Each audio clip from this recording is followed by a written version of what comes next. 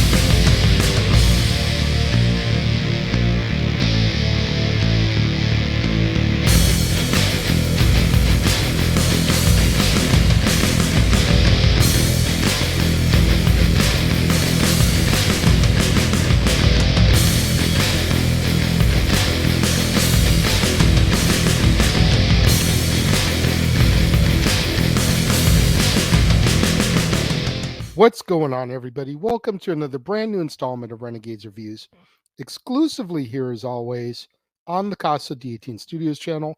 I, of course, am your host, the Renegade JJ Williams, and it's New Release Saturday.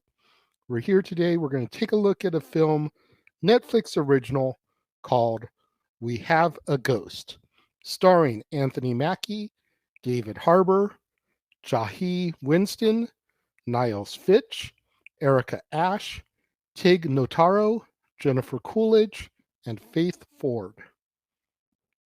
What's going on, everybody? Thank you for joining me here once again for another brand new installment of Renegades Reviews. As I said in the introduction, it's New Release Saturday, and today we're going to take a look at a Netflix original called We Have a Ghost. And as our movie opens, we see the owners of a home fleeing in terror. 1 year later, the Presley family are shown the same home.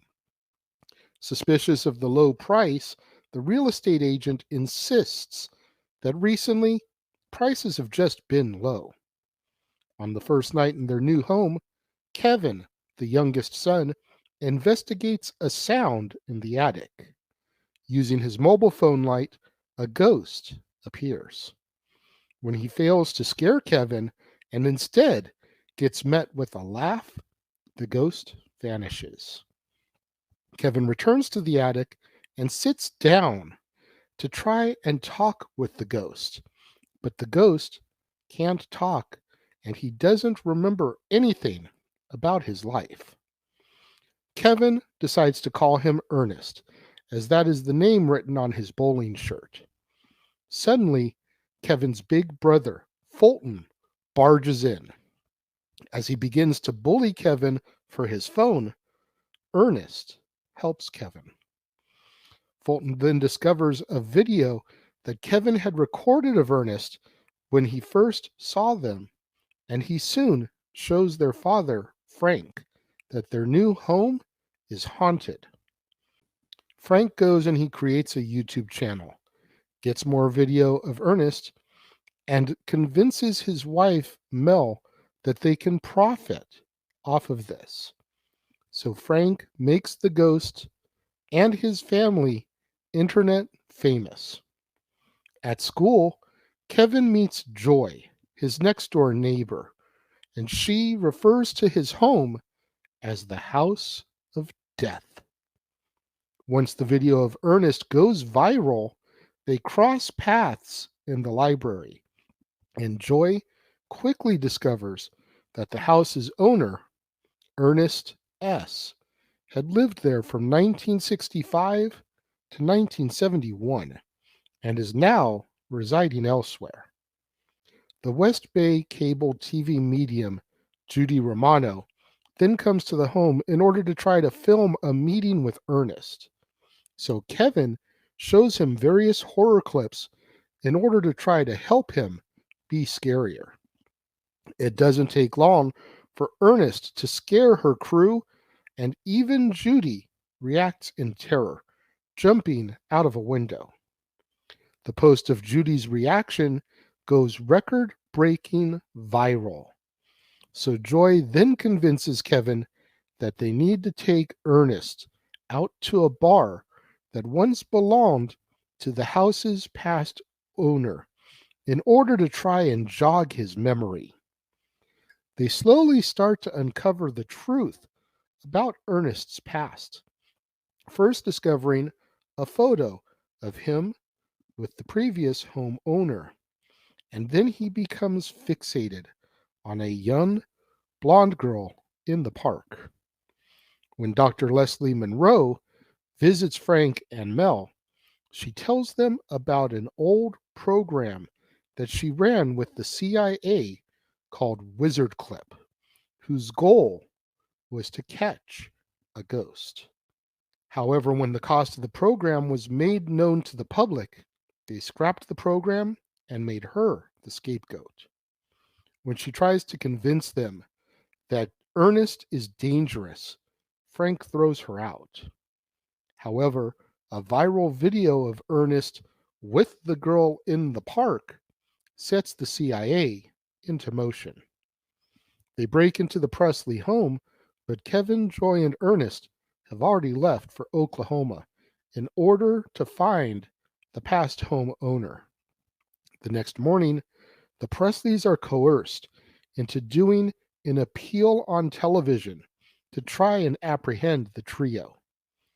The broadcast comes on at a convenience store, and they outrun many police cruisers that try to chase them.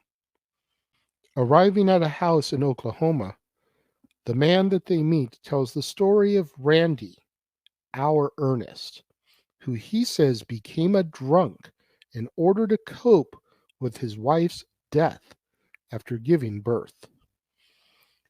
Randy then left his 4-year-old daughter with these people and disappeared. Now, the couple did not plan to have kids initially, as they preferred to travel, but instead they continued to raise their niece, June.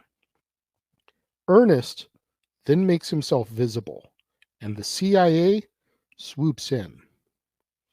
Back home, Kevin is depressed, and Frank apologizes to him, recognizing that he has been selfish at the family's expense, and tells Kevin that he's a much better man than he is. Back at the CIA facility, an aggressive agent is wearing a pin, which triggers his memory. His old friend's wife carried June away while he killed him with a blow to the head. Ernest is being acted upon for not complying, but Dr. Monroe helps him as they had had a positive interaction earlier, and she senses his goodness. Ernest S. then shows up at the house in order to kill Kevin, believing that he is helping Ghost Ernest try to get revenge, revealing that when his wife's sister died, it was a sign from God to take June from Randy. He chases him to the attic where Ernest and Frank tackle him out of the window. The CIA then interrogate Kevin, seeking Ernest, the ghost. But he doesn't divulge anything. But a flashback reveals that Kevin and Frank reunited Ernest with his now 50-plus-year-old daughter, June. Happy at last, Ernest is finally at peace and disappears. The Presleys now have a new moving day, but this time it's only a few miles away.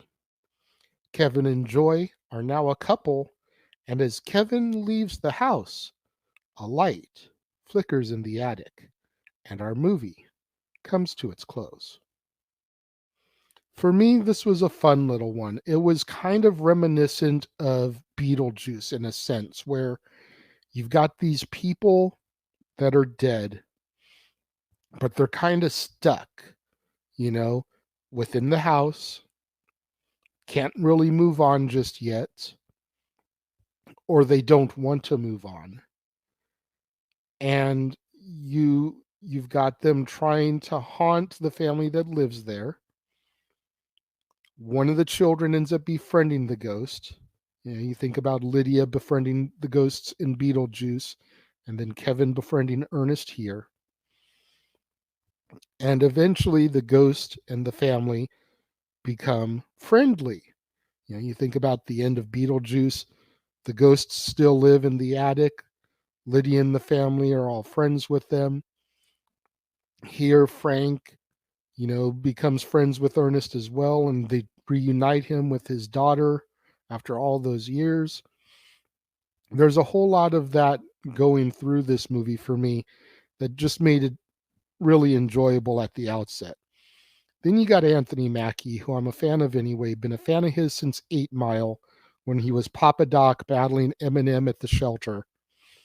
Obviously, he's now the Falcon, the new Captain America, which is how we indirectly, 6 Degrees of Kevin Bacon, kind of tie this into movies that star wrestlers and Hall of Famers, because being an Avenger, He's been in Infinity War and Endgame, both of which had Drax. Drax, of course, portrayed by Dave Bautista, who, although hasn't had his induction ceremony yet, was announced as a member of the 2020 class of the WWE Hall of Fame. So Anthony Mackie has acted alongside a man that is going in the Hall of Fame. Movies that star Hall of Famers, 6 Degrees of Kevin Bacon here. It fits, it works, it's great. David Harbour is somebody that I've only gotten to know the last few years. Know him best from Stranger Things. Then, of course, he was in Black Widow, which I reviewed. If you haven't seen my review of Black Widow, I'll link it up here. He also was in the modern Hellboy. He's done quite a few things here recently. And I enjoy David Harbour. He was in Violent Night, which I reviewed last Christmas. If you missed my review of Violent Night, I'll link that up here as well. But David Harbour is really good. And in this movie, being a ghost, not being able to speak, with the exception of like one word that he says when he first sees the girl, and he's having the flashback thinking of his young daughter, June, he's silent the other movie. The whole rest of the movie, he doesn't say a word. And it kind of takes you back to that Buster Keaton and Charlie Chaplin and Lon Chaney Sr. and the whole silent movie era where you could do an entire movie and not say anything, and your facial expressions could help sell the film.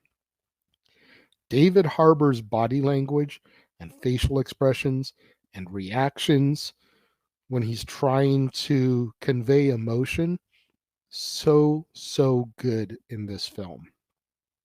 Can't praise him enough. An amazing job. When it comes to my rating for this film, I am going to give this 4 out of 5 stars. Highly recommend it.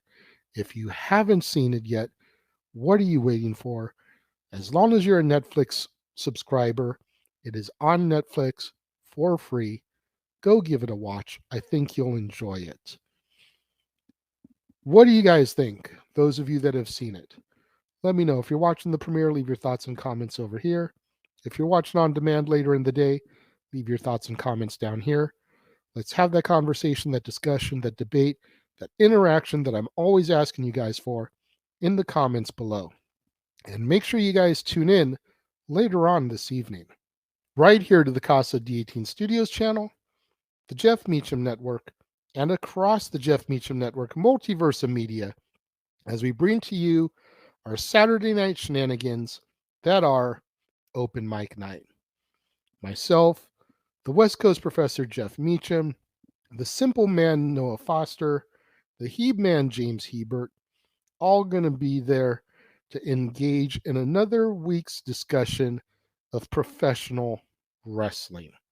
And then tomorrow, right back here on the Casa D18 Studios channel, it'll be time once again to step into the war zone.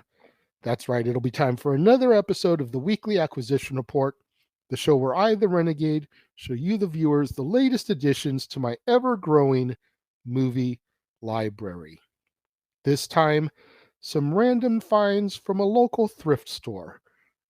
You don't want to miss out on any of that content right here on the Casa D18 Studios channel, on the Jeff Meacham Network, across the Jeff Meacham Network, multiverse of media.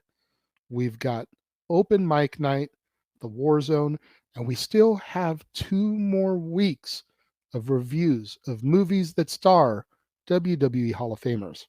Don't want to miss out on any of it. So make sure you smash that like button. Make sure you're subscribed. Make sure that notification bell is turned on so you don't miss out anytime a video drops right here on the Casa D18 Studios channel, or anytime we go live, as is the case with Open Mic Night, Stat Boy Sports Bar, pay-per-view PLE coverage, etc. Share these movies with your family, friend, loved ones, coworkers, movie fanatics, cinephiles in your life. Fans of Anthony Mackie, fans of David Harbour, fans of ghost movies, fans of Netflix originals, Anybody you can think of that would enjoy this content, this video, share it with them, as it's the only way we're going to boost up my visibility in YouTube's algorithms so I eventually can get monetized and begin to make money off the hard work I've put into this channel over the last 2 years. Thank you once again to everyone who joined me and tuned in today. It means so much more to me than you will ever know, and I will see you guys next time.